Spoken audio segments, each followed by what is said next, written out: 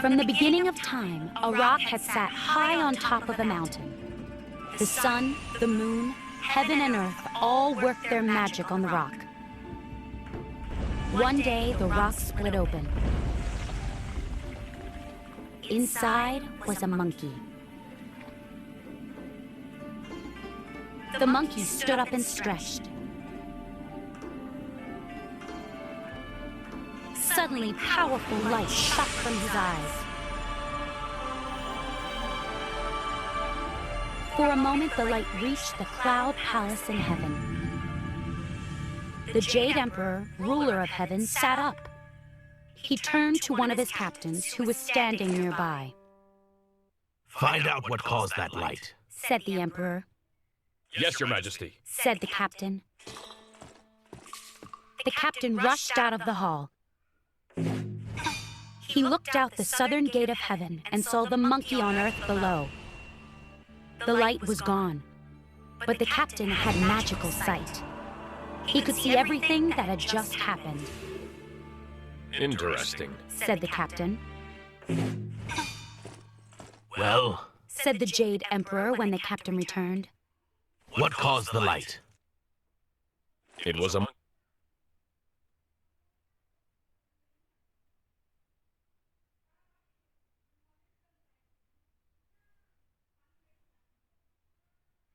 monkey," said the captain. "A monkey?" asked the Jade Emperor. "Yes, said the captain. he's on the Fruit and Flower Mountain, down on Earth. There had been a rock on the mountain. The monkey came from the rock. The light shone from the monkey's eyes." The Emperor thought for a moment and then shrugged. "I'm not surprised. He said. Amazing things happen when heaven and earth work together."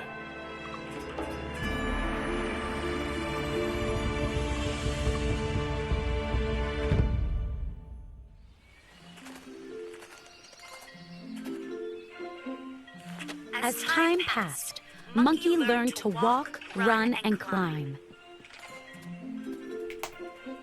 He drank from streams and ate grasses and leaves. He gathered fruit and explored caves and mountaintops. He became friends with all the other monkeys and apes. At night, he slept under a cliff. One very hot morning, all the monkeys and apes were playing in the shade. "It is so hot today," cried one monkey. "Let's play in the stream," "Good idea," said another monkey. The monkeys and apes ran to the stream. The water rolled and bounced over the rocks. The monkeys jumped into the cool water. Everyone splashed and played. After a few minutes, one monkey scratched her head. "We all love this stream," she said. "We drink from it, we swim in it, we know that it flows all the way to the ocean. But does anyone know where the stream begins?" They all looked at one another and shook their heads. "We have nothing to do today," the monkey continued. "Why don't we follow the stream to find its source?" "That sounds like fun," said another monkey. "Let's go," said a third monkey. Everyone jumped out of the water. They ran alongside the stream and swung from tree to tree. They jumped over rocks and climbed up steep cliffs. Higher and higher they went, up the mountain until they reached an enormous waterfall. Mist filled the air. The water crashed down, roaring like thunder. "I wonder what's behind that waterfall," said one monkey. "Me too," said a second monkey. "But nobody could jump through it," "Whoever can jump through and come back alive will be our king," said a gibbon. "Is anyone brave enough to try?" All the monkeys and apes looked at one another. They shook their heads. "I'm not going to try," said a tall monkey. "Me neither," said a short monkey. A voice called out, "I'll do it." Everyone moved out of the way as the speaker stepped forward. It was Monkey. Are you sure? Asked the gibbon. It looks dangerous. Monkey laughed. I'm not afraid of anything. And when I come back, I will be king. Monkey took a deep breath and leaped into the water.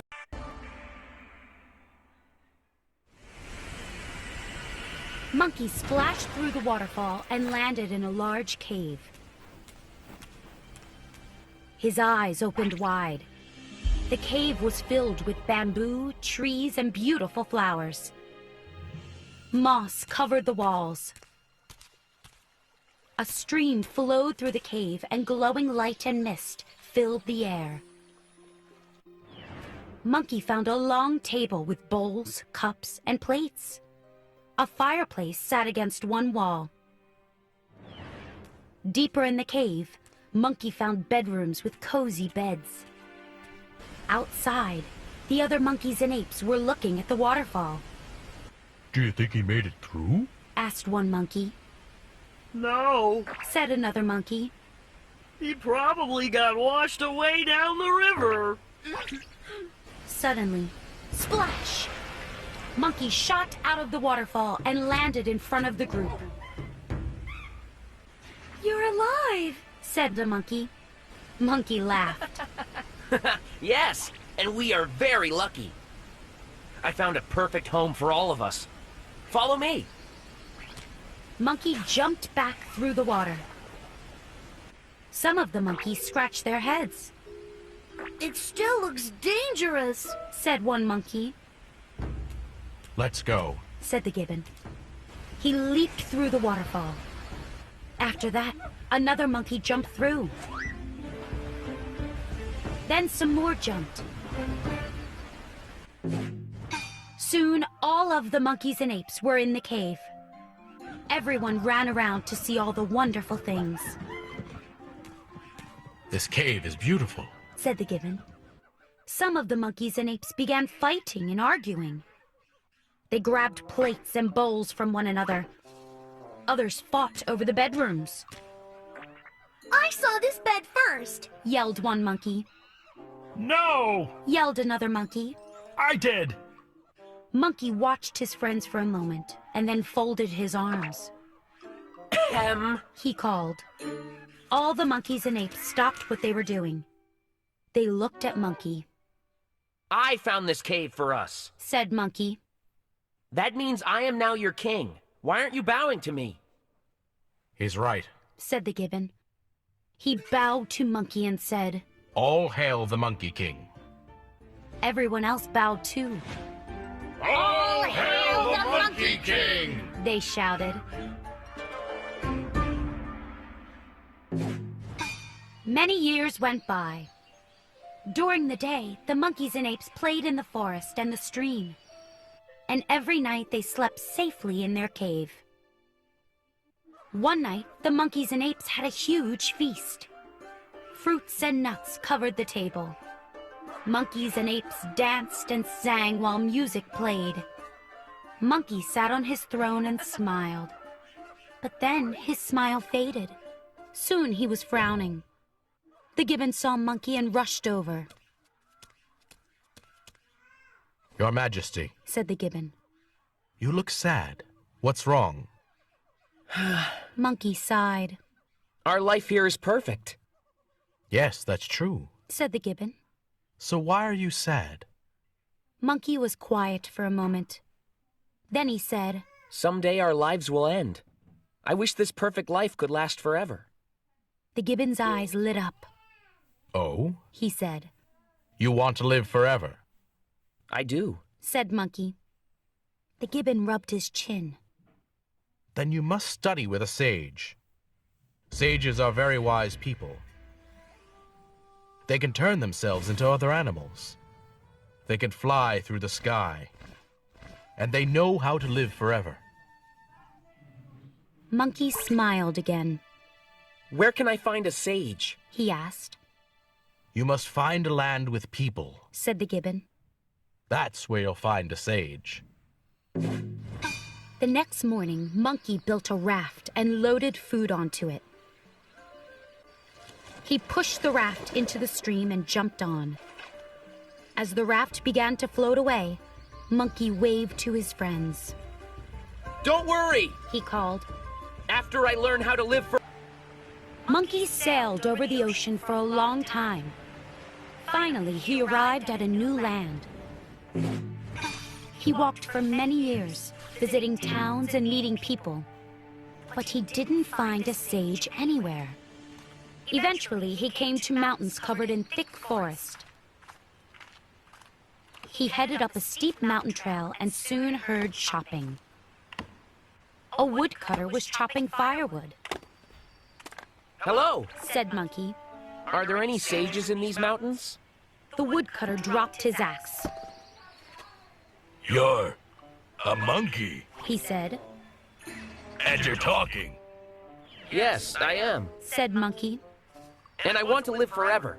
Do you know where I can find a sage? The woodcutter scratched his head. Well, yes. He said. A sage named Saboni lives on this mountain. He's very wise. Monkey was excited. Where can I find him? Just follow this trail, and you will come to his home. Said the woodcutter. Thank you. Said Monkey. He waved goodbye to the woodcutter and ran up the trail. Soon he saw a temple built into the side of the mountain. Subodhi was sitting with the students in the main room of his temple. He looked at his oldest student.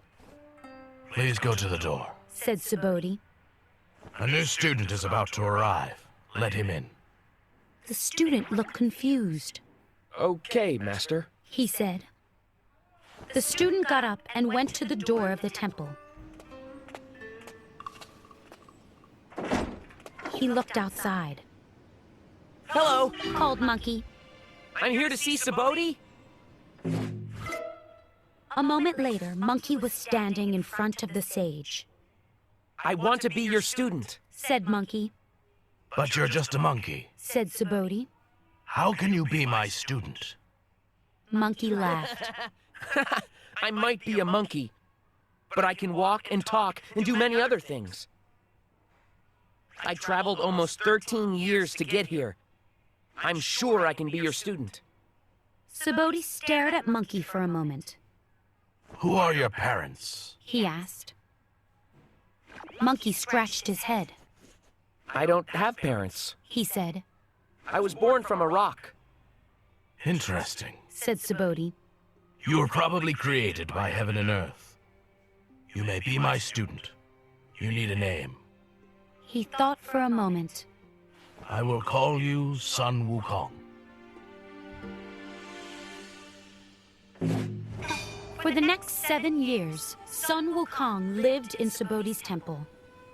The monkey spent his days meditating, listening to his teacher's lessons, and doing chores. One day, while Subodhi was giving a lesson, Wukong started to dance. Subodhi stood up. How dare you dance while I'm teaching? He shouted. I'm sorry, Said Wukong. but I was so happy I needed to dance. Subodhi calmed down. You're happy. Yes, Said the monkey. I love learning from you. Wukong, you have been here a long time. What would you like to learn from me? Asked Subodhi. Wukong shrugged. I don't know. You tell me what I should learn. Well, Said Subodhi. I can teach you how to tell the future. Would you like that? Maybe. Said Wukong. Will it make me live forever? Of course not. Said Subodhi. Then forget it. Said Wukong. Teach me something else. Said Subodhi. How about some magic breathing exercises? Will they make me live forever? Asked Wukong. No. Said Subodhi, frowning. Then I'm not interested. Said Wukong. Subodhi became angry. He stood up and knocked Wukong on the head 3 times. Then he left the room. Wukong, Said another student. You were very rude to Master. The other students all agreed. Wukong, however, smiled. None of the other students knew it, but Subodhi had given him a secret message.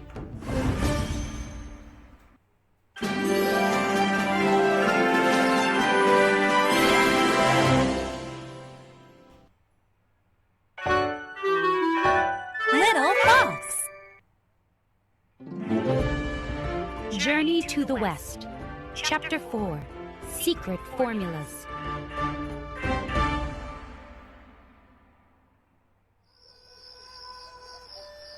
When the other students went to bed that night, Wukong stayed awake. At 3 o'clock in the morning, he crept quietly through the dark temple. He entered Subodhi's room. Wukong, what are you doing here? Asked the sage. I understood your secret message. Said the monkey. You hit me on the head 3 times. That meant you wanted me to visit you at 3 o'clock. Now, will you teach me how to live forever? Subodhi smiled. I knew you were a worthy student. Come closer. Subodhi whispered into Wukong's ear. The sage whispered prayers as well as secret formulas about the universe and nature. As the monkey listened to his teacher's words, powerful light filled the room. Now Wukong knew how to live forever. For the next few years, Wukong meditated and practiced the secret formulas.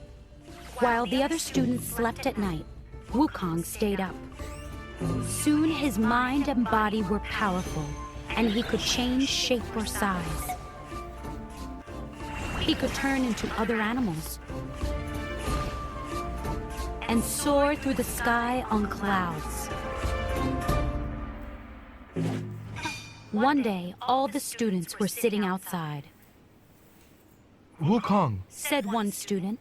you have been busy lately. It's true. Said another student. What have you been doing?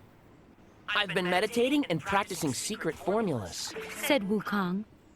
Secret formulas. Said the first student. Everyone looked very interested. They leaned in closer to Wukong.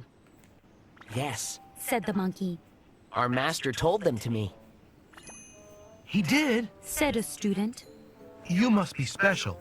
He doesn't tell everyone those formulas. What did he teach you? Wukong smiled. He taught me how to live forever. He also taught me how to change into other things. Show us what you can do. Said the student. Wukong stood up. He muttered a quick spell and made a sign with his hands. Suddenly, zap! The monkey was gone. An enormous pine tree stood in his place. Wukong's voice came from the tree. What do you think? The students clapped and cheered. That's amazing. Said one. The monkey is truly powerful. Said another. The noise disturbed Subodhi. He ran outside and saw the enormous pine tree. What's going on out here? He shouted. Everyone stopped